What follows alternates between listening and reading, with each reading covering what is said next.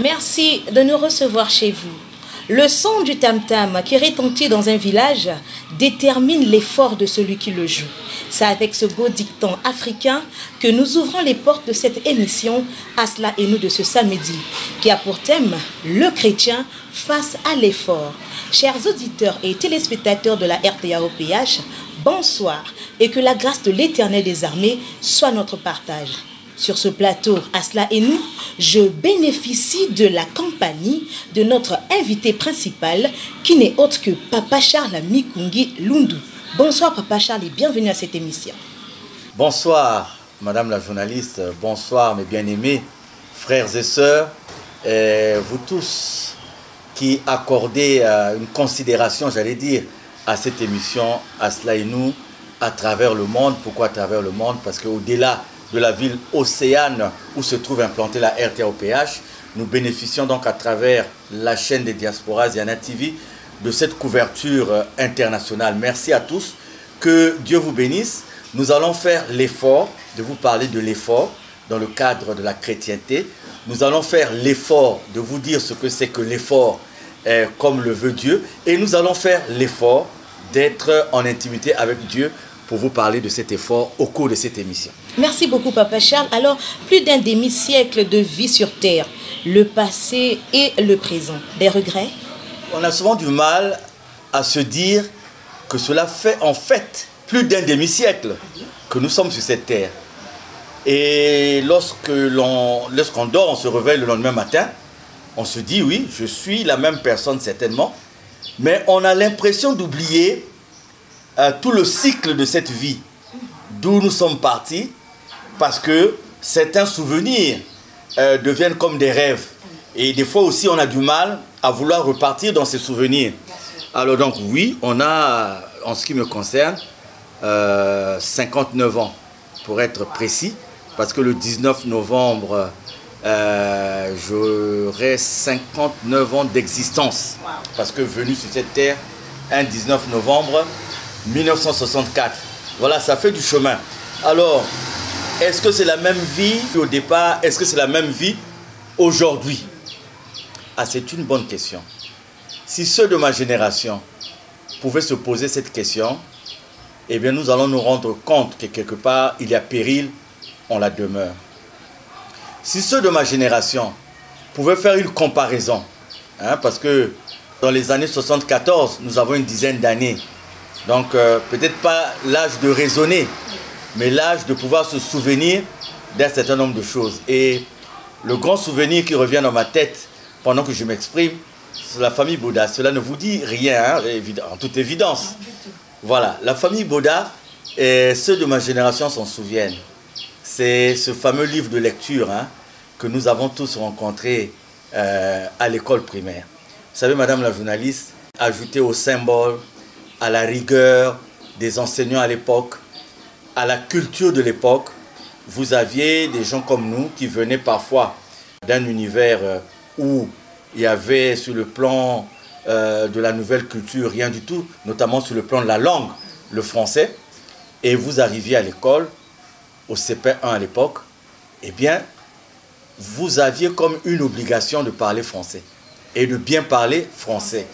Et cela ne s'arrêtait pas seulement à bien parler le français, mais aussi à écrire.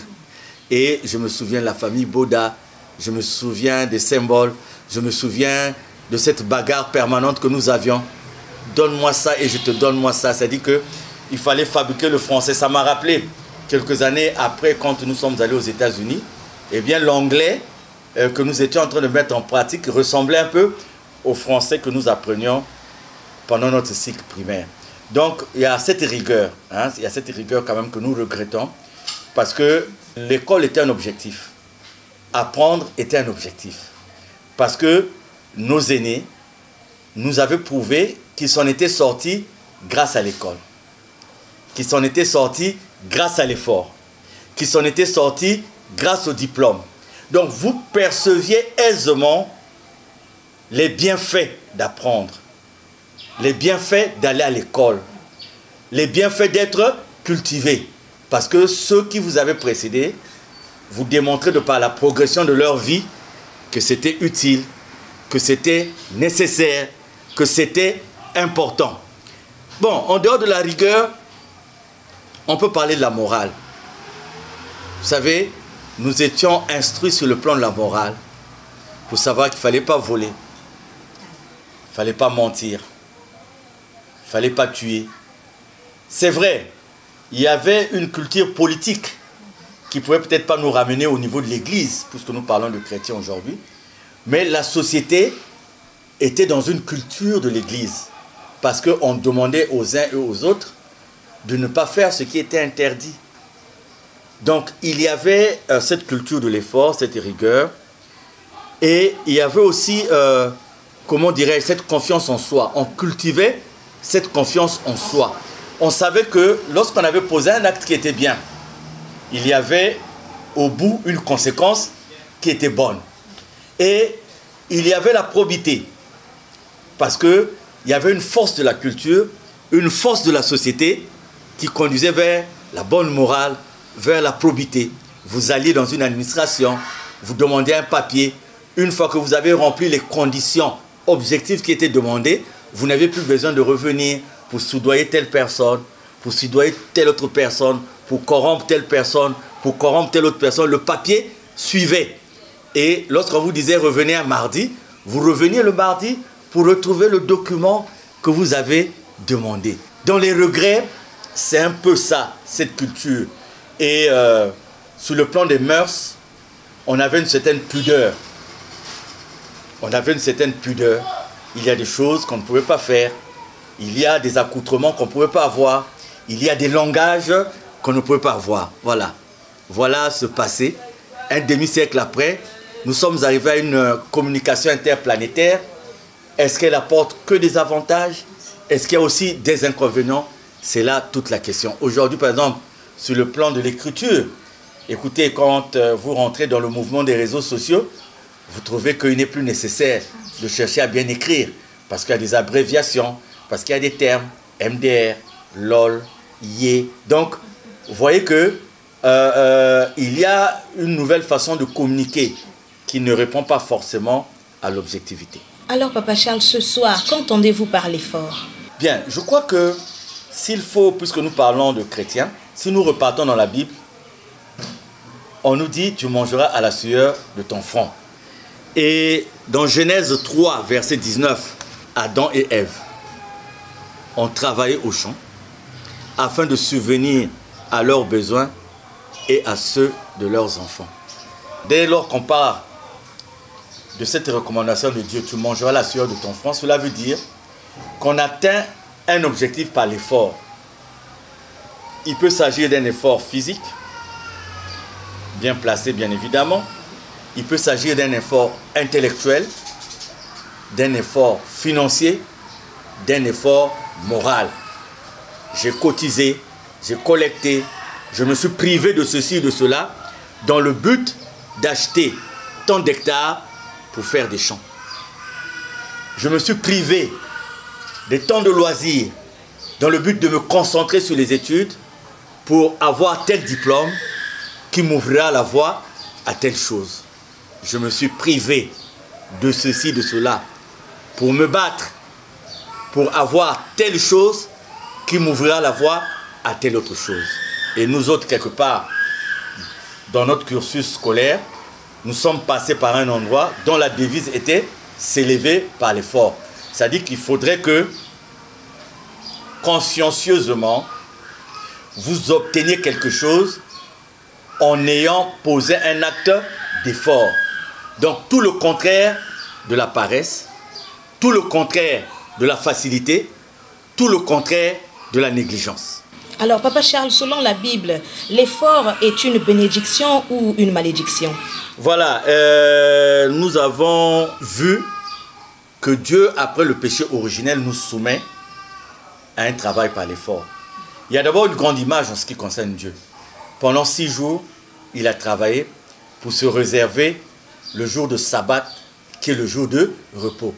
Donc on nous parle du Créateur, de Dieu, qui a travaillé 6 jours durant. Le travail qui répond à sa conscience est une bénédiction. Mais le travail peut être une malédiction quand il est guidé par d'autres intérêts, quand il est motivé par d'autres raisons, quand il est soutenu par des moyens qui ne sont pas orthodoxes, des moyens qui ne sont pas bien. À partir de ce moment, on a l'impression qu'on travaille, qu'on gagne quelque chose du travail qu'on est en train de faire, mais on le gagne de façon frauduleuse. À partir de ce moment, le gain qu'on a à travers un travail donné semble nous apporter un contentement immédiat, semble nous apporter un contentement. Mais en réalité, compte tenu des mécanismes faux que nous utilisons pour faire ce travail, eh bien, nous accumulons des malédictions. Nous accumulons des malédictions. Regardez, aujourd'hui, vous allez à l'école, vous vous battez, vous repartez à la maison, vous êtes là en train d'apprendre, en train d'étudier. Vous savez, nous avons perdu, je ne vois plus ça dans les rues, hein, à notre époque, sur le boulevard des Armées à Brazzaville, au Congo-Brazzaville, sous les lampadaires, 22h, 23h. Oui. Vous voyez, hein, plein d'élèves qui étaient là, en train de réviser. Oui. Donc, vous vous croisiez, chacun dans sa parole, l'archiduc héritier d'Autriche, voilà. Donc, en fait, vous sentez que celui est en train de parler de biologie, celui est en train de réviser l'histoire, l'autre en train de réviser la géographie. On sentait qu'il fallait un effort. À partir de ce moment, l'effort est une bénédiction. À partir de ce moment, l'effort apporte quelque chose de plus. Vous savez, quelque chose que vous obtenez après un travail noble. Ça me rappelle toujours l'image de ce papa au village qui, le soir venu, est sur la chaise longue. Il contemple le soleil, il contemple la lune. Il y a un bonheur qui l'envahit. Un bonheur qui est différent de celui qui a accumulé de l'argent de façon frauduleuse. Des années et des années, qui vit dans cet esprit de culpabilité, qui vit dans un stress permanent de se voir perdre cet argent. Que quelqu'un qui a fait confiance à ses mains, à ses bras, à son travail, qui est allé au champ, sa femme également est allée au champ. Au retour des champs, il est passé par ses pièges, il a trouvé du gibier. Il est passé par un palmier, il a trouvé du vin de palme. Il rentre à la maison. Pendant que la femme est en train de faire un bouillon, il est sur sa chaise longue, il regarde, il contemple le ciel. Et quand il a mangé et qu'il a pris son vin de palme, il est là. Il se dit, merci Seigneur, parce qu'il ne doit personne, il n'a lésé personne, il n'a fait du mal à personne. Et il venait de jouir d'une journée qui était basée sur son travail, sur le respect d'autrui et sur ce principe qu'il faut travailler et gagner à la sueur de son front. À partir de ce moment, c'est un contentement, c'est une bénédiction dont les effets se retrouvent même dans la vie de chacun de nous. Alors, Papa Charles, quelque part, est-ce que la Bible n'encourage-t-elle pas la paresse? Ah, je discutais avec un médecin, un biologiste, j'allais dire, un ami avec qui nous avons passé des moments d'enfance à Wenze et qui est très actif sur les réseaux sociaux. Et je crois que pendant qu'il nous suit, il va se reconnaître. Il m'a dit exactement ceci.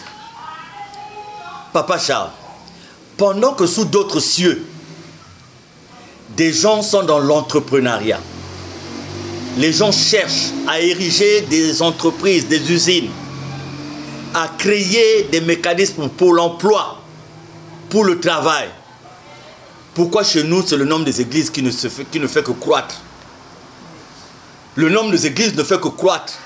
Et on semble aveugler les gens en leur disant ne faites rien, croyez en Dieu, les usines comme les cailles vont tomber du ciel, le travail comme la manne va tomber du ciel. Donc lui, il va de cette conception qui fait dire à certains que est-ce que quelque part l'église ne serait pas à l'origine de la paresse, que l'église ne serait pas à l'origine de la négligence, que la pratique actuelle de l'Église ne conduit-elle pas les hommes et les femmes à être dans la paresse? Je ne fais rien, je n'engage rien, j'attends, je suis là assis, tout tombera du ciel. Et c'est ce qui fait dire à certains que l'Église est venue enlever aux gens l'effort. Je dis, c'est une conception qui tient de la pratique de la prière quelque part aujourd'hui, qui tient du fonctionnement des églises quelque part aujourd'hui, mais qui n'est pas la recommandation du Seigneur, qui n'est pas la recommandation de Dieu. Dans quel sens? Dieu dit, tu mangeras à la sueur de ton front. Et ceux qui ont été à l'origine du péché originel, on nous démontre qu'ils allaient dans les champs, qu'ils travaillaient. Et aujourd'hui, certains partent d'un précepte biblique qui dit exactement ceci. Parce que quand je discute avec certains hommes de Dieu, ils me disent, Charles, nous vivons de l'évangile. Parce que c'est Dieu qui le dit. Nous vivons de l'évangile parce que c'est la parole de Dieu qui l'exige. Alors, nous sommes partis dans 1 Corinthiens 9 au verset 14. Où il est dit ceci. De même ainsi, le Seigneur a ordonné à ceux qui annoncent l'évangile de vivre de l'évangile. Voilà le passage qui fait couler beaucoup d'encre et de salive aujourd'hui. Parce que beaucoup d'entre nous se sont assis sur ce passage pour prétendre justifier ce qu'ils posent comme un acte. Parce que nous avons fait de la religion une profession, une affaire, un deal, un job, un COP nous avons développé. Un thème ici, nous avait dit, Balobi Koma, COP. Donc les gens disent, Papa Charles, tu ne peux pas contredire la Bible. La Bible dit, de même aussi, le Seigneur a ordonné à ceux qui annoncent l'évangile de vivre de l'évangile. Donc vous voyez, quand on commet cette erreur de s'arrêter à un verset, ou à uniquement 2 versets, on s'assoit sur ça, on oublie que la Bible est un tout. Or, que nous dit la même Bible? En dehors du fait que dans Genèse, on nous dit que Adam et Ève ont travaillé au champ afin de subvenir à leurs besoins et à ceux de leurs enfants, on nous dit encore ceci, que Jésus lui-même, de qui nous tenons, qui est notre modèle. Aujourd'hui, l'histoire confirme que Jésus était charpentier, qu'il était agriculteur, qu'il était vigneron, qu'il était pêcheur comme plusieurs apôtres. Regardez, nous parlons au nom de Jésus. Et nous disons, voilà, Jésus a dit, quand nous prêchons, nous devons vivre de cet évangile. C'est la déformation faite aujourd'hui par beaucoup d'entre nous. Mais on nous dit que le même Jésus, le Père de l'évangile, le propriétaire de la parole de Dieu, il était charpentier, agriculteur, vigneron, pêcheur, comme plusieurs apôtres. Donc les apôtres étaient aussi des pêcheurs. La preuve en est que quand on parle des pêcheurs de Jésus qui n'arrivaient pas à trouver le poisson, de jeter le filet de l'autre côté de la barque, ils étaient bien en train de pêcher. Ils étaient bien en train de faire quelque chose pour gagner leur vie. Alors donc, que dit encore la Bible? La Bible nous dit encore ceci. Dans Acte 20, du verset 33 au verset 34, ça c'est l'apôtre Paul qui dit: je n'ai désiré ni l'argent, ni l'or, ni les vêtements de personne. Vous savez vous-même que ces mains ont pourvu à mes besoins et à ceux des personnes qui étaient avec moi. 2 Thessaloniciens 3, du verset 7 au verset 10. Vous savez vous-même comment il faut nous imiter, car nous n'avons pas vécu parmi vous dans le désordre. Nous n'avons pas mangé gratuitement le pain de personne, mais dans le travail et dans la peine, nous avons été nuit et jour à l'œuvre pour n'être à charge à aucun de vous. Ce n'est pas parce que nous n'y sommes pas eu le droit. On a le droit de le faire, mais nous avons voulu vous donner en nous-mêmes un modèle à imiter. Un modèle à imiter, ce qui veut dire aujourd'hui que si nous avons un modèle à imiter, c'est ce modèle-là. Car lorsque nous étions chez vous, nous vous disions expressément, si quelqu'un ne veut pas travailler, qu'il ne mange pas non plus. Et c'est là où je fustige cette considération de la parole de Dieu qui fait croire aux gens que vous pouvez rester chez vous. Ne faites rien. N'allez pas à l'école. N'allez pas apprendre un métier. N'allez pas engager une action quelque part. Et les cailles et la manne tomberont. Dieu vous enverra le boulot. Dieu vous enverra l'argent. C'est cette idée qui fait dire que quelque part que l'Église enlève l'effort dans la vie de chacun de nous. Mais c'est tout à fait le contraire. La Bible nous demande plutôt à travailler de nos mains, à faire un effort. Les églises même à avoir le sens de l'entrepreneuriat. À avoir le sens de l'entrepreneuriat. Parce que c'est la société dans laquelle nous sommes qui nous demande d'avoir cette morale de l'Église, cette organisation qui tient de cette morale pour mettre en place des mécanismes qui vont soulager tant soit peu le commun de chacun de nous. Papa Charles, par rapport à ces citations des passages bibliques que vous venez d'évoquer tout à l'heure, peut-on dire que Jésus-Christ est un modèle de l'effort? Un grand modèle de l'effort. Vous savez, aujourd'hui, je ris quand les gens disent au nom de Jésus, Alléluia. Mais on voudrait bien voir aussi dans la vie de ceux qui disent ça, la représentation du modèle de Jésus, l'exemple du modèle de Jésus. Le modèle de Jésus, c'est quoi? Jésus n'a jamais encouragé la négligence. Il n'a jamais encouragé la paresse. Il n'a jamais encouragé l'arnaque. Il n'a jamais encouragé l'escroquerie. Il n'a jamais encouragé la prostitution comme modèle pour gagner la vie. Il n'a jamais encouragé les courbettes, les salamalek de tous les instants pour pouvoir prétendre gagner un poste ou quoi. Il n'a jamais encouragé le double jeu, la double vie, prier et être dans les loges, prier et être dans les maisons mystiques. Jésus est le modèle. Et de ce modèle, nous devons tous nous reconnaître. Il a été dit ici, charpentier, vigneron, pêcheur, agriculteur. Et le grand exemple de la multiplication des pains et des poissons, c'est le grand exemple du partage de Jésus. Combien d'hommes de Dieu aujourd'hui s'enferment, rien que dans la quête du gain, rien que pour gagner, beaucoup gagner, par tous les moyens, par toutes les méthodes, mais aucun esprit d'entrepreneuriat pour amener l'église à l'effort. Moi, je vous ai pris l'exemple de cette église de Nkwikou, qui est un quartier de Pointe-Noire, où les gens sont allés acquérir des terres dans le Mayombe. Et aujourd'hui, ils ont des machines agricoles. Leur quête d'entrepreneuriat a créé quoi? De l'emploi. A créé quoi? De la formation. A créé quoi? De la nourriture. A créé quoi? De l'argent. Au profit de qui? Pas du dirigeant de l'église, mais au profit de la communauté. Salah Sambila, nos amis protestants ont l'habitude de dire Salah Sambila. C'est-à-dire que tu pries, tu travailles. Tu travailles, tu pries. Mais pas de rester quelque part, tu vas prier et les pigeons rôtis vont tomber dans la gueule. Ça, à un moment, ça a été comme ça. Mais en fait, on comprend mal le sens de la bénédiction. En fait, le travail qui est béni, c'est quoi? C'est le résultat de la prière. Les affaires qui sont bénies, c'est quoi? C'est le résultat de la prière. L'activité qui est bénie, c'est quoi? C'est l'activité de la prière. Parce que on a prié et on a confié cette activité entre les mains de Dieu. Voilà. Les disciples ont-ils vécu aux dépens de l'Église? Nous avons là Paul qui nous donne un grand exemple. Est-ce que les disciples ont été là pour chercher à épater, pour demander à ce qu'on leur amène ce qu'il faut pour qu'ils mangent? Ils ont été très entreprenants, les disciples, les apôtres.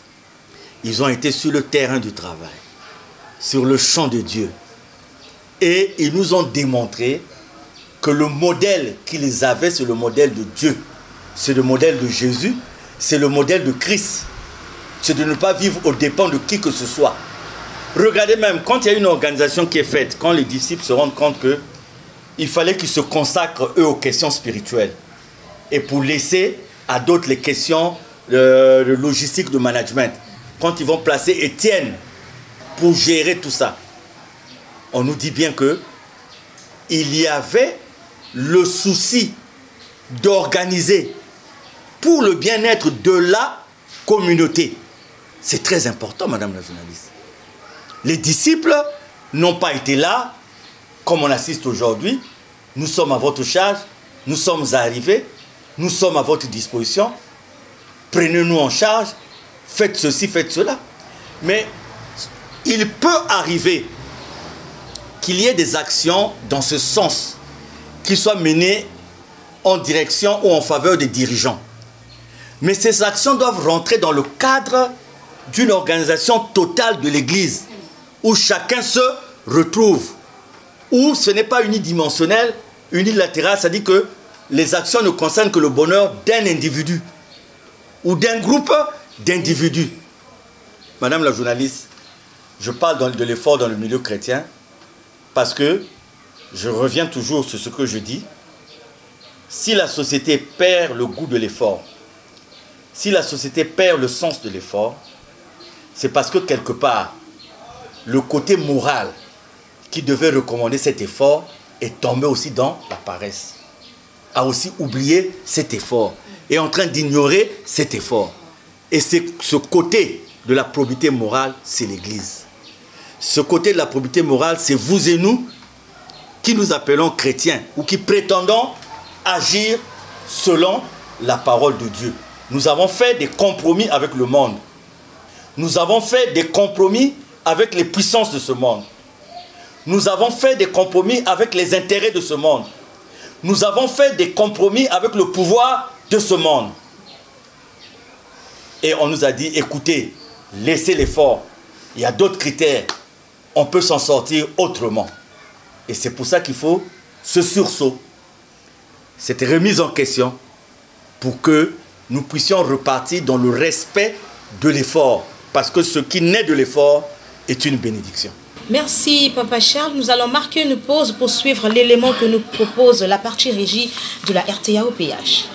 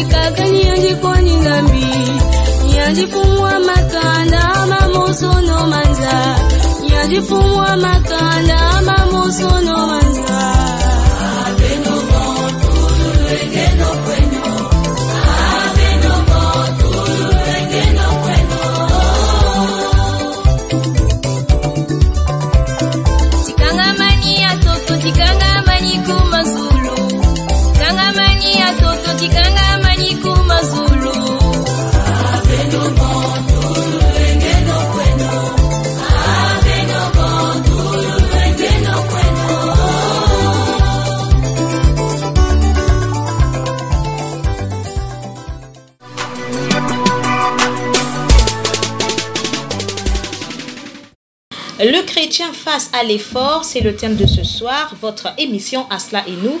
Nous sommes en train de développer ce thème avec notre invité principal qui n'est autre que Papa Charles Mikungi Lundu. Alors Papa Charles, Aide-toi, le ciel t'aidera. Votre analyse. Salah Sambila, comme disent les protestants. Nous avions dans notre sein notre président fondateur qui prenait souvent l'exemple qui suit. Il dit, vous avez un problème avec votre propriétaire parce que vous avez du mal à payer le loyer. Vous ne voulez pas payer le loyer parce que vous ne voulez pas, mais parce que vous n'avez, pour l'instant, vous n'avez pas ce qu'il faut pour payer le loyer. Et vous priez, vous dites à Dieu, aide-moi, qu'il ait de la compréhension de la part de mon propriétaire. Vous avez fini de prier et vous restez chez vous. Le président fondateur dit, mais quand vous avez prié, allez maintenant voir le propriétaire pour lui dire, vraiment, j'ai des difficultés, je ne pourrais pas payer aujourd'hui, je vais me battre pour.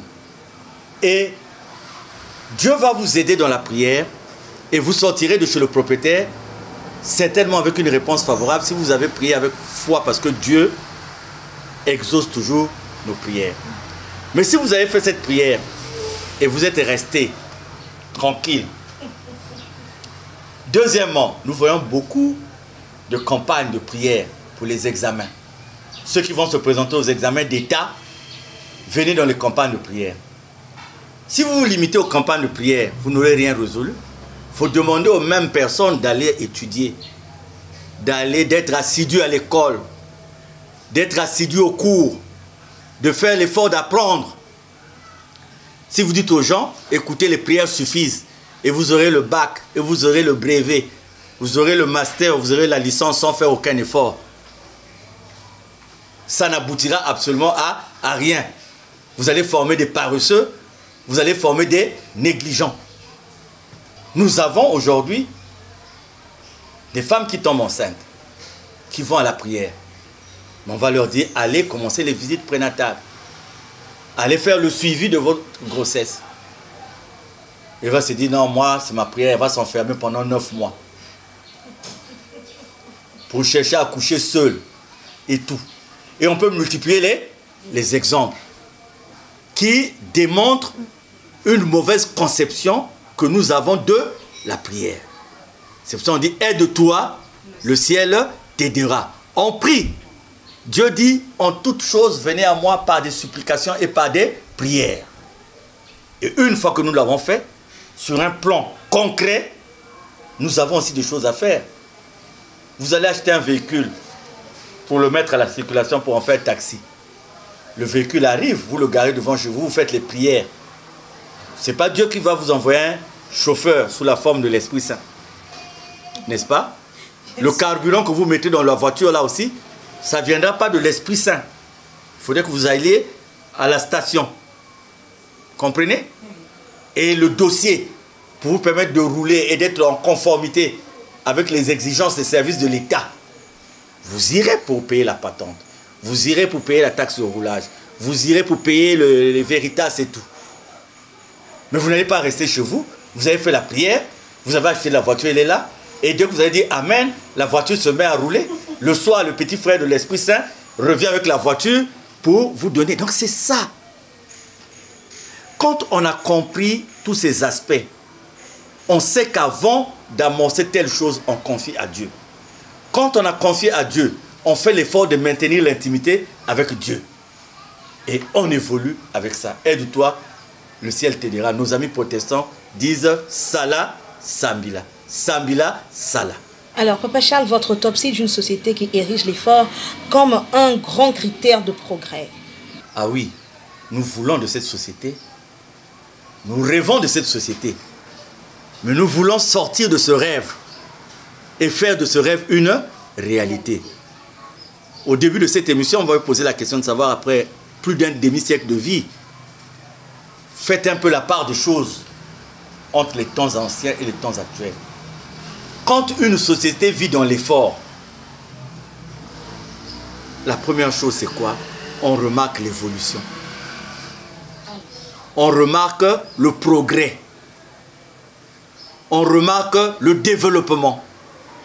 Pas seulement le développement économique, mais aussi le développement des idées, le développement des pensées. Quand une société vous avez une image d'une société qui a mis l'effort comme critère de progrès, comme critère de développement. Eh bien, vous avez quoi?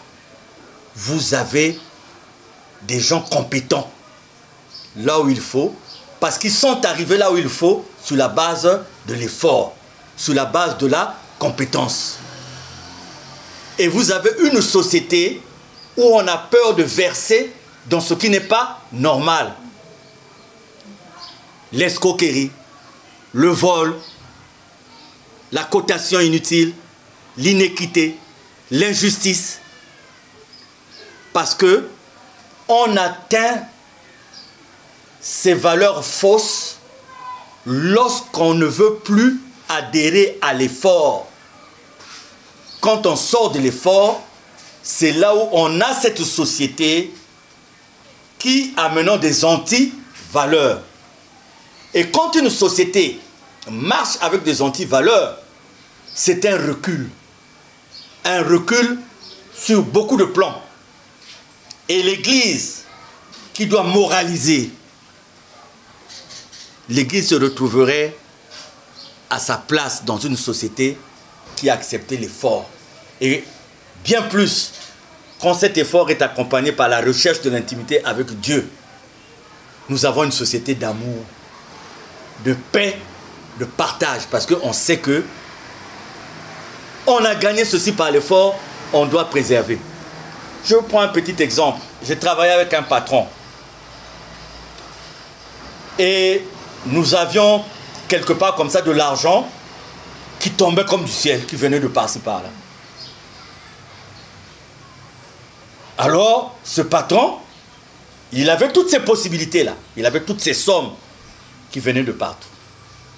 Mais quand on payait le salaire, notre rémunération, donc qui correspondait, qui nous était donné par rapport au travail que nous faisions, il me disait, va vite en banque, prends le chèque, va me prendre mon salaire. Moi, je voyais les sommes qu'il avait par-ci par-là. Et son salaire n'était pas vraiment à la hauteur de ces sommes. Mais l'intérêt qu'il accordait au salaire dépassait l'intérêt qu'il accordait à ces sommes-là. Un jour, je n'ai pas hésité d'aller le voir au bureau. J'ai dit, mais patron, mais pourtant, mais quand c'est le salaire, tu me dis, va vite prendre mon salaire. Il m'a dit, mon salaire, c'est la seule chose qui me permet de faire quelque chose de concret. Parce que j'ai gagné à la sueur de mon front. Et j'ai beaucoup de respect pour ce salaire. Parce que je sais que ce que je ferai de ce salaire portera des fruits. Mais ce qui vient de façon louche, je ne peux pas investir ça dans des choses que je voudrais être pérennes, dans des choses que je voudrais qu'elles durent.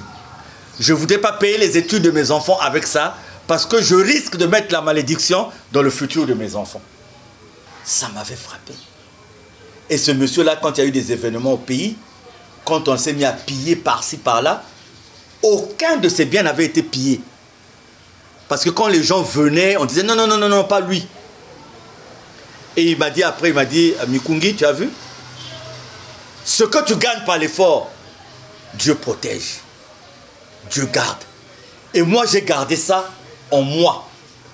Il dit, la valeur que tu accordes à ce que tu as gagné par l'effort doit être différente. Parce que il y aura une pérennisation. Parce qu'il y a la main de Dieu. Le diplôme que tu as par l'effort t'apportera bénédiction.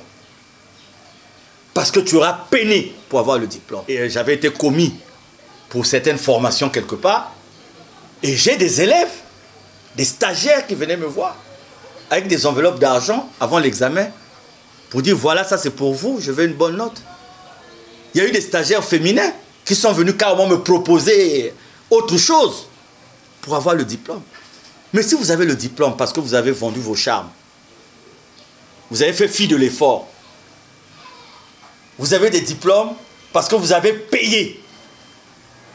Ce diplôme, vous voulez l'utiliser dans votre vie de tous les jours. Comme il y avait eu un recrutement quelque part, quelqu'un m'a dit, Charles, tu prends la personne, tu la formes. On a fabriqué le diplôme. Parce qu'il fallait recruter. On a dit, bon, vous allez former dans le tas. Vous allez former la personne dans le tas. La suite. Donc, une société qui vit de l'effort, c'est une société où la vérité ne fait peur à personne. Où la logique ne fait peur à personne. Nous rêvons de cette société. Nous rêvons vraiment de cette société. Nous pensons que l'apport des chrétiens et des chrétiennes est indispensable pour vivre ce rêve et pour le rendre une réalité. Vous savez, la gloire de l'homme de bien est le témoignage de sa conscience. Quand vous avez obtenu quelque chose en dehors de l'effort, la conscience vous rattrape quelque part. Vous n'êtes pas tranquille. Vous savez que vous êtes à la maison, vous êtes dans un foyer, vous avez eu cet homme par des pratiques, vous avez fait des fétiches, vous avez fait ceci. Donc, vous aurez l'impression que pour rester dans ce foyer-là, il vous faut faire des fétiches à tout moment. Vous avez forcé la beauté. Comme certains qui se changent la peau. Et vous vous dites que l'image que vous voulez donner, c'est celle-là. Vous ne serez pas aussi en paix. Parce que vous serez préoccupé par le maintien du nouveau statut que vous vous êtes donné. Quand bien même les plaisirs de la vie vous feront comprendre que oh, d'autres l'ont fait avant vous et ça ne pose aucun problème. Vous vivez de ça, vous êtes content de ça. La conscience, à un moment donné, vous fera le rappel de ça. Aujourd'hui, vous avez des gens qui ont acheté des diplômes, qui ont acheté du travail, qui évoluent. Mais à un moment donné, il y a une technicité qui nous reprend quelque part. À un moment donné, il y a des exigences objectives qui nous... Et ça enlève la paix. Parce que vous êtes obligé, au lieu d'évoluer normalement dans votre cursus, vous êtes obligé de vous battre pour essayer de maintenir la fausse situation que vous vous êtes fabriquée. Parfois, c'est quelqu'un qui vous dira, pour continuer à garder le secret, chaque mois, vous êtes obligé de me donner tant. C'est quelqu'un qui vous dira, pour continuer à vous garder là, vous serez obligé de me faire ceci. Et vous aurez un semblant de paix, un semblant de quiétude, un semblant de sérénité. Mais dans la réalité, vous souffrez. Donc, l'effort, quand même vous n'avez pas atteint ce que vous souhaitez, il y a un contentement en vous parce que vous n'avez pas volé, vous n'avez pas triché. Et quand bien même on peut se moquer de vous pour dire, mais regardez vos amis, regardez vos collègues là où ils sont. Vous vous contentez de ce que vous êtes. Surtout, si devant, vous avez mis Dieu. Vous dites, Seigneur, si telle est ma condition, si c'est comme ça que tu souhaites que je sois, eh bien, que ta volonté se fasse. Je veux continuer à me battre, mais je ne prendrai aucune forme d'accessoire pour accéder à ceci. Je vais prendre le chemin, s'il a été dit qu'il faut prendre A plus B pour arriver à C, je vais continuer à faire des efforts à A plus B avec ton soutien, Seigneur, et que ta volonté se fasse. C'est le secret des grandes âmes qui ont compris ce niveau de dépassement, qui ne les attache pas à des intérêts matériels, à des intérêts de pouvoir, de domination, qui peuvent les pousser à mettre l'effort de côté et d'aller épouser ce qui n'est pas bien. D'aller épouser ce qui n'est pas bien.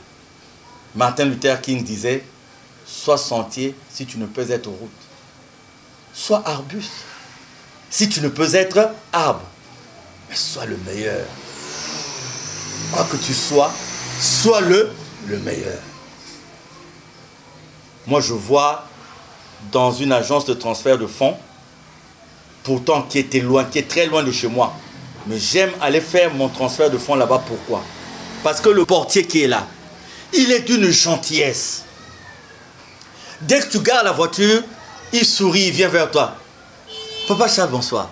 Un envoi, Donc, c'est-à-dire, il est portier, mais il prend à cœur son métier. Et qu'en sortant, je n'hésite pas, 1000 francs, un demi. Et je suis sûr que par cette façon de faire, beaucoup agissent comme moi. Il n'a pas dit je suis portier, je vais aller voler, je vais arnaquer ceci, je vais essayer d'être le meilleur dans ce que je suis. J'ai une station d'essence où j'aime toujours aller parce qu'il y a une pompiste. Dès que vous arrivez, elle prend un chiffon. Papa Charles, pare-brise. Et elle essuie. Papa Charles, la vidange, c'était de l'ancienne vidange, c'était à quel kilométrage? Est-ce que la fiche est là? Elle excelle dans ce qu'elle est en train de faire. Or, vous allez voir souvent des parvenus, des gens qui sont arrivés à certaines fonctions par la cooptation, par la corruption, par le bénéfice de certaines positions sociales. Vous les verrez parfois prendre des attitudes qui démontrent que si franchement ces personnes-là avaient obtenu ces positions-là de par l'effort, elles ne devaient pas faire ça. Moi, je suis arrivé quelque part, hein, il y a le carburant, mais la personne qui a la pompe est en train d'appeler, comme on ne peut pas appeler, est en train d'appeler, elle voit qu'il y a la file des voitures, elle appelle. Et quand on dit viens servir, elle dit mais vous ne pouvez pas attendre. Vous ne pouvez pas attendre. Elle le dit au client. Pourquoi? Parce que c'est qu'elle va arriver là par un effort. Et que, qu'elle fasse du bien ou qu'elle ne fasse pas du bien, elle sera là. Tant que le mécanisme qui lui a permis d'être là, lui permettra d'être là. Simplement. Mais quand vous savez que vous êtes arrivé là par l'effort, vous voulez multiplier cet effort. Vous voulez avancer. Mais aujourd'hui, malheureusement, comme je le disais dans la bande-annonce, il y a des gens qui disent, est-ce que l'effort paye encore? Parce qu'ils ont l'impression que le système a mis l'effort de côté. Et quand vous voulez vivre par l'effort, vous devenez comme des extraterrestres dans la société d'aujourd'hui. C'est ça le problème. Madame la journaliste, hélas. Quelques exemples dans la vie d'un chrétien qui démontrent le refus de l'effort. Regardez, je suis dans le milieu hospitalier depuis des années et des années. Oh Seigneur, Dieu seul sait. Vous savez, dans un établissement hospitalier, la mort est un mode de sortie. La mort, c'est un mode de sortie. Les modes de sortie à l'hôpital, il y a la sortie par guérison, la sortie par volonté personnelle, vous signez une décharge. Mais le décès est aussi un mode de sortie, comme la sortie par transfert, on vous a évacué, par évacuation quelque part. La mort est un mode de sortie. Donc quand quelqu'un décède quelque part, on dit, ben c'est ça à l'hôpital, quand quelqu'un décède à l'hôpital, on dit, bon oui, mais c'est normal. Mais souvent, beaucoup de décès sont dus à beaucoup d'erreurs médicales. Je prends l'exemple d'un bébé. Pour une piqûre qui devait se faire en intramusculaire, la stagiaire qui était là, comme la titulaire était sortie, elle avait un rendez-vous. C'est une femme mariée. Elle avait un rendez-vous, donc elle a profité du fait qu'elle soit au boulot pour donner 2000 francs à la stagiaire pour essayer de la couvrir. Elle est partie. Et la stagiaire dans la fiche, on avait dit à midi, telle piqûre. Et comme l'enfant était sous perfusion, elle a trouvé mieux qu'eux. Et l'enfant a convulsé. Le cœur s'est arrêté. Vous savez combien de fois, dans des actes chirurgicaux, des gens se sont trompés à faire par exemple une césarienne quand on n'avait pas la nécessité, ou à faire par exemple telle intervention quand il n'y avait pas la nécessité. Vous savez combien de diabétiques qui s'ignorent sont arrivés dans des services de triage. On n'a pas pris la peine de vérifier ce statut et tout de suite on a monté des glucosés, des sérums glucosés qui ont accéléré la mort des gens. L'une des raisons, c'est quoi? C'est parce qu'on n'a plus ce même effort que les gens déployaient dans les écoles, dans les instituts, en sachant qu'ils se prédestinaient à des métiers qui sont directement liés à la vie de leurs semblables, qui sont directement liés à la vie des autres. Et sans effort, on a acheté les devoirs, on a acheté les diplômes, Et on se retrouve dans les hôpitaux. Aussi, avec aucun, vous savez, les hôpitaux, à un moment donné, peuvent être comme chez nous ici, hein, les garages, hein, pas en Europe, parce que je prends l'exemple d'un garçon qui était avec nous, un grand mécano, hein, qui était un grand maître de garage au Congo, et qui est allé en France. Arrivé en France, il a cherché un métier de garagiste, il n'a pas eu parce qu'on lui demandait le diplôme. Mais au Congo, il était un maître. Mais là-bas, on lui a demandé CAP de ceci, BAP de cela. Donc, nos établissements hospitaliers, quand on perd l'effort, ça devient comme des garages. Parce qu'un garage chez nous, vous mettez un enfant, vous donnez du vin, vous donnez un whisky, une enveloppe pour qu'on forme l'enfant. Et quand votre véhicule tombera en panne, vous arrivez et dites démarre, ça doit être la bougie. Ah, c'est pas la bougie, vous changez la bougie. Ah non, ça doit être et du touche à tout. C'est un peu comme ça. Quand on perd la notion de l'effort et les mauvaises prestations. Quand vous avez quelqu'un qui est dans un service qui est censé délivrer des bonnes prestations. Mais la personne n'est pas arrivée là par l'effort, pas par son travail, pas par son diplôme. La personne n'accordera pas de l'importance à ce qu'il doit faire de son boulot, un boulot normal, et qui rend les prestations dans la gaieté. Combien de fois vous n'avez pas rencontré même des vendeuses à une caisse? Moi, j'arrive à des moments quelque part, je dois payer. Je donne un billet de 10 000, on dit, il n'y a pas la monnaie. Ah, mais sur la route, un automobiliste, c'est tout ce qu'il a comme billet. Et la personne vous le dit avec des manières. Aujourd'hui, vous avez beaucoup de gens qui sont déçus. Vous avez des enfants, vous leur dites, vous les encouragez à l'école. Mais les enfants vous disent, papa, on va aller à l'école, on va avoir le diplôme. C'est pour aboutir à quoi? Parce qu'un tel n'est pas allé à l'école, mais regardez là où il travaille. Aujourd'hui, on travaille pourquoi? Parfois, le diplôme ne sert absolument à rien. Vous avez un nom qui peut vous ouvrir beaucoup de portes. Vous avez un charme qui peut vous ouvrir beaucoup de portes. Ah non, si tu veux avoir tel boulot, va voir Christelle, parce que c'est la 6e femme d'un tel. Et si elle prend le dossier, ça pourra marcher parce que... Ah, si vous voulez être recruté là, allez voir un tel.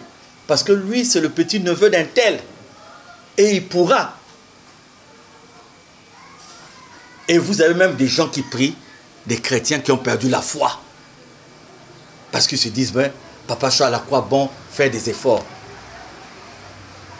Il y a des gens qui achètent même des diplômes HSE, c'est-à-dire hygiène, sécurité, entretien, qui est un domaine très, très important. On dit, on n'a qu'à le prendre, on va le former sur le tas. J'ai eu un chef d'atelier quelque part, à qui on a obligé de recruter. C'est un grand choriste hein, dans notre chorale. On est obligé de recruter quelqu'un. Il a dit, mais la personne a déjà fait la soudure homologuée, non. Et on lui a remis 2 millions. Au chef d'atelier, on a dit, vous allez former la personne sur place. Mais il dit, depuis que la personne est là, elle n'arrive pas à... Or, cette société a besoin véritablement de gens puisqu'il faut les envoyer en mer. Mais lui, on ne peut pas l'envoyer en mer parce que les standards ne répondent pas. Mais pendant ce temps, il a été recruté. Et je peux vous multiplier des exemples et des exemples où vous allez trouver des gens qui, par l'effort, par la compétence, par le mérite, pouvaient être à telle position. Mais qui ne peuvent pas parce qu'il y a comme de nouveaux critères qui se sont ajoutés et qui deviennent déterminants dans tous ces positionnements. Et beaucoup de chrétiens, aujourd'hui, moi je voulais parler de chrétiens, parce que je ne voulais pas parler de ceux qui ne connaissent pas la parole de Dieu, parce que ça ne sert absolument à rien. Je voulais parler de chrétiens parce que je me dis quelque part, ils peuvent apporter un plus à cette compréhension. Et que si nous pouvons tous être dans le vent de cet effort. Mais ce jeune frère ingénieur m'a dit, Papa Charles, on ne peut pas changer un système tel qu'il est. Le système est fait que, dans la normalité, il faut ajouter ce qui est anormal. Dans la normalité, il faut rentrer dans ce qui est anormal pour pouvoir prétendre avoir ceci ou cela. Combien de femmes aujourd'hui chrétiennes ont déclassé d'autres femmes sur le lieu du travail. Parce qu'elle sent qu'elle n'est pas compétente, mais l'autre est compétente. Elle va user des méthodes qui mettent l'effort derrière pour plus avancer que celle qui a le mérite, que celle qui a la compétence. C'est grave. Pour nous les chrétiens, c'est très grave. Et nous avons apporté cette facilité au niveau de l'Église, aujourd'hui malheureusement. Où l'Église semble aussi adopter des chemins de facilité, des chemins courts, où vous allez faire des prières pour les gens qui ont besoin de visas, vous allez faire des prières pour des gens qui ont besoin d'aller à l'étranger, vous allez sortir les passeports, les souliers, alors que le grand effort c'est de dire, croyez en Dieu, confiez tout en Dieu, faites l'effort d'être en intimité avec Dieu, ça suffit. Et lui qui connaît vos besoins saura comment vous récompenser. Regardez les oiseaux du ciel. Ils ne sèment ni ne moissonnent. Regardez les lits des champs. Et l'apôtre Paul dans Romains parle de la souffrance, des douleurs, la souffrance. Et la souffrance est liée à Christ. Aujourd'hui, on n'enseigne plus la souffrance à l'église. Parce qu'on trouve que si on enseigne la souffrance, c'est encore faire reculer les gens. Donc l'église aussi a adopté la facilité.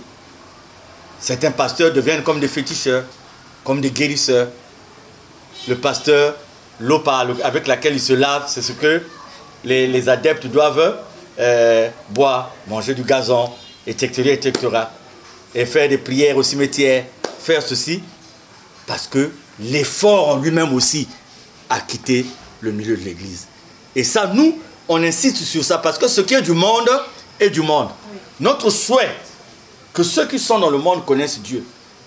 Mais apparemment, il y en a qui sont dans le monde qui connaissent mieux Dieu que vous et nous qui sommes encore dans les églises. Alors, Papa Charles, comment les chrétiens conçoivent-ils la persévérance dans nos jours? Ah, la persévérance, l'une des 3 vertus théologales. La charité ou l'amour, la foi, la persévérance. Est-ce que nous sommes demeurés patients de nos jours?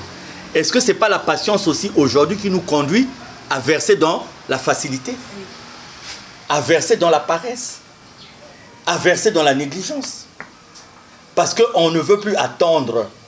On n'a plus la force de patienter. On veut avoir tout de suite comme l'autre. On veut être tout de suite comme l'autre. Vous savez, beaucoup ne veulent même plus faire de longues études. Vous savez, des études de médecine, à l'époque, ça valait aller au-delà de 6 ans et tout. Si vous ajoutez la spécialité, 10 ans, 13 ans. Mais après, c'est un contentement. Parce que vous avez le fruit de votre effort. Aujourd'hui, on va aller vite, un 6 mois de hygiène, sécurité, environnement, un 3 mois, parce qu'on a eu un créneau quelque part, on doit sauter, on doit aller en mer, on doit... Bien. C'est le destin de chacun de nous. Le temps au temps. Mais quelque part, nous ne voulons plus attendre. Nous ne voulons plus souffrir. Nous ne voulons plus être persévérants. Or, le mystère de Dieu, c'est aussi la persévérance.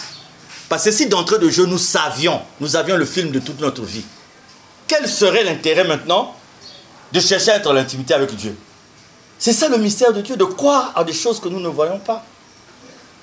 Et l'excellence dans la relation avec Dieu, l'excellence dans l'intimité avec Dieu, c'est de croire et d'être patient et d'être persévérant. Quand on se retrouve dans une situation, on fait l'examen de conscience. On se dit, Seigneur, je ne me reconnais pas. Il n'y a pas un péché en moi qui indique que je devais souffrir de telle chose. Alors je remets le tout entre les mains de Dieu. Mais on a tous perdu la patience. Nos enfants aujourd'hui, ce que nous avons gagné en des années, ils veulent avoir tout de suite. Et ils ne demandent pas comment nous on a fait pour en arriver là. Ils veulent avoir tout de suite. Le pasteur qui ouvre son église, il veut tout de suite rouler en humeur. Il veut tout de suite construire un grand château. Peu importe les méthodes qu'il va utiliser. Et c'est pour ça, dans l'entrepreneuriat, nous ne réussissons pas parce que nous ne sommes pas patients. Tu viens d'avoir un peu de sous. Tu veux t'engager dans un projet. Tu pries. tu confies en Dieu. Tu demandes ceux qui t'ont précédé dans ce projet. Quels sont les avantages, quels sont les inconvénients. Et tu t'entoures des gens qui peuvent t'aider à mener ce projet. Mais toi, tu trouves que non, c'est trop long. Allez déjà acheter ça. Allez déjà acheter. Hein, parce que, surtout quand tu as eu l'argent là d'une façon... Et quand tu vas lancer le projet, piou, tu n'as pas été patient. Tu n'as pas voulu attendre. Tu n'as pas voulu t'entourer de toutes les garanties qui pouvaient te conduire à... Voilà, la patience. Quelle est la part de la patience, de la persévérance dans notre vie de chrétien aujourd'hui? Mais la patience a beaucoup de bienfaits. Parce que ça apprend. On apprend de ses erreurs. On apprend de la dureté de la vie. On apprend de tout ça. Quand je parle, c'est l'impression que je suis un extraterrestre. Non, je suis un citoyen comme tout autre. Nanti peut-être d'une expérience. Et au vu de cette expérience, avec l'aide de Dieu, on se fait une leçon. Ou on se fait des leçons de la vie, simplement. Et dans ces leçons-là, on se rend compte qu'effectivement, nous avons tous abandonné l'effort. Et qu'il faut revenir à l'effort, c'est très important. Alors, Papa Charles, le salut est individuel, nous dit la Bible. Votre commentaire? C'est très important. Nous avons beau être mari et femme, père et enfant, mère et enfant, collègues de service, coéquipiers quelque part, nous prions. On a souvent l'impression que le compte rendu de nos vies qui sera fait devant Dieu sera lié à mon mari, à ma femme. Il y en a qui disent même,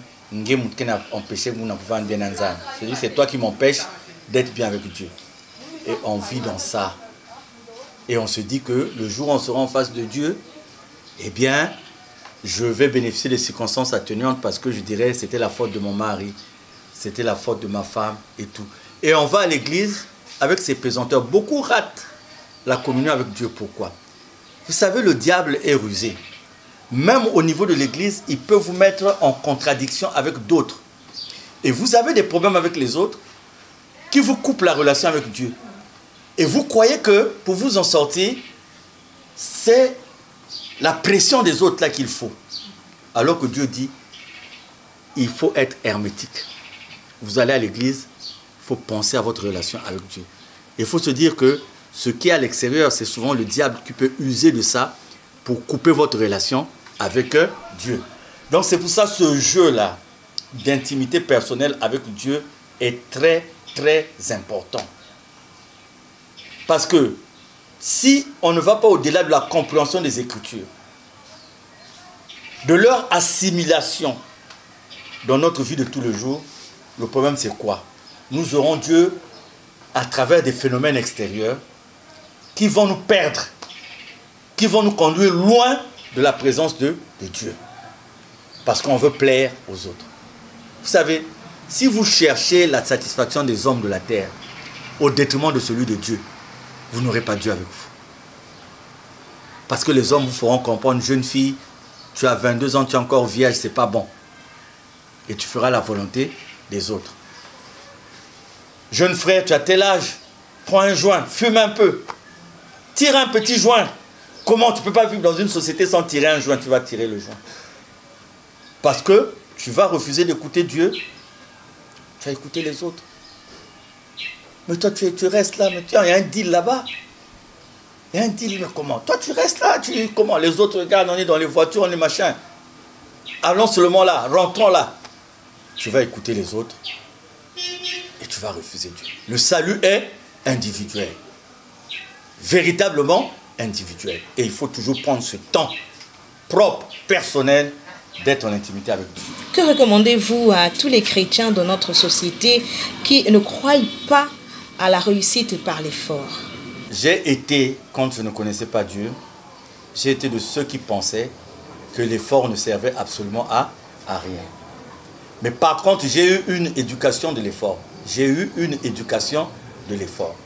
J'ai été quelque part de la classe de 6e en la classe de terminale. Je suis arrivé là-bas à l'âge de 13 ans et je suis sorti de là-bas à l'âge de 20 ans. Et on nous avait cultivé l'effort. Et notre devise, c'est s'élever par l'effort. Et de façon multidimensionnelle, on nous a enseigné l'effort. Et nous sommes allés à l'étranger et nous avons eu des bonnes notes. Nous avons été des majors dans nos promotions parce qu'on était accompagnés par cette culture de l'effort. Mais à un moment donné, nous avons cru devoir abandonner cet effort au profit des pressions du système. Je dis, on n'arrivera pas. L'effort ne payera plus. Et puis on a rencontré Dieu. Dieu a dit non, l'effort paye. Et donc, on a cherché à combattre les pressions du monde par la présence de Dieu. L'avantage, c'était quoi? On avait déjà une éducation de l'effort qui a failli être édulcorée par les pressions de la vie. Et nous avons Dieu qui nous a dit non, vous pouvez surmonter les pressions de la vie en mon nom, par ma grâce, en ma présence. Et donc, ce qui semblait être comme un vide a été comblé par la présence de Dieu. Et Dieu nous dit, oui, vous pouvez. Vous pouvez dans l'honnêteté. Vous pouvez dans la vérité. Vous pouvez dans la sincérité. Vous pouvez dans l'effort. Et je le dis aux uns et aux autres. Soyons propres. Ayons une vie propre. Ayons des activités propres. Et nous aurons une conscience propre. Parce que ne vivons pas comme ceux qui se disent qu'il n'y aura rien après la vie sur cette terre. Il y a une vie après cette terre. C'est le mystère de Dieu. C'est ce qui renforce aussi la persévérance ou l'idée de la persévérance. Il faut y être. Madame la journaliste, on a quoi aujourd'hui? On a quoi aujourd'hui? Une vie de facilité qui tue tout. Il y a des sociétés qui font l'effort de sortir de là, qui mettent des garde-fous. Cela n'est possible que quand là, ce n'est pas atteint. Quand vous avez les antivaleurs qui ont atteint ce niveau-là, c'est un combat qui est difficile, qu'il faut confier à Dieu. Et nous, on croit en Dieu, on a confiance en Dieu. Et je demande aux uns aux autres d'avoir confiance en Dieu. Parce que Dieu n'est pas une puissance virtuelle. Il existe. Et les preuves sont là qu'il est le Tout-Puissant. Le chrétien face à l'effort, Papa Charles, en guise de conclusion, que pouvez-vous dire aux téléspectateurs et auditeurs qui nous suivent? C'est un peu ce que je venais de dire précédemment. La sincérité de soi est le reflet de la conscience. Le reflet de la conscience n'est autorisé que par une conception personnelle qui est libre de tout ego, du moi, de l'orgueil et de toute ambition démesurée. L'histoire enseigne sur ceux qui nous ont précédés, qui ont fait comme nous ou qui ont fait pire que nous. Mais nous savons où est-ce qu'ils se sont arrêtés. Donc, l'histoire devait déjà nous avoir enseigné sur ce qui est bon et sur ce qui est mauvais. Parce que l'histoire nous a démontré à suffisance que la puissance, l'argent, le pouvoir ne pouvaient remplacer Dieu. Nous avons cette histoire qui passe à longueur de journée devant nos yeux. Nous avons cette histoire qui passe à longueur de journée dans nos consciences. Et nous avons le temps qui est là pour nous rappeler que jamais, au grand jamais, quelqu'un ne repartit vers Dieu avec sa puissance, avec son argent, avec son pouvoir. Que jamais personne ne repartit vers Dieu avec les attributs de sa beauté, de sa force physique. C'est le temps aussi qui nous rappelle qu'un petit moustique invisible à l'œil a terrassé des karatékas pour les mettre sur le lit d'hôpital pour souffrir du palu. Le karatéka 5e dan, qui était capable de terrasser pas mal de gens, a été terrassé par un moustique. C'est le temps aussi qui nous a parlé de l'ennemi invisible, que nous avons tous appelé par Covid-19, au moment où il y a un surarmement, au moment où il y a des progrès des équipements militaires, au moment où il y a des progrès technologiques, des équipements sur le plan de la science, au moment où l'homme va dans l'espace. On nous a parlé d'un ennemi invisible qui n'a pu être vu par tous ces satellites, par tous ces radars que l'homme s'est créé.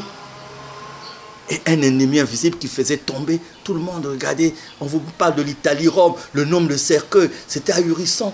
On vous parle en Inde de tous ces corps qu'on était en train de, comment on appelle ça, hein, le terme c'est incroyable. C'était un ennemi invisible. Au moment où l'homme de la Terre peut même scruter la planète Mars.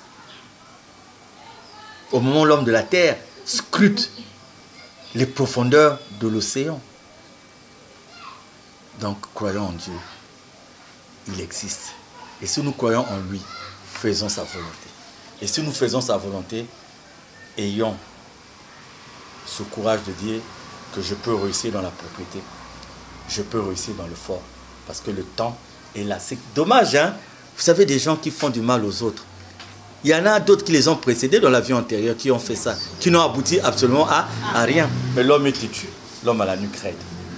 Vous nous avez suivis de bout en bout et les réponses de notre invité sur ce plateau nous poussent donc à dire sans risque de se tromper que c'est en forgeant que l'on devient forgeron.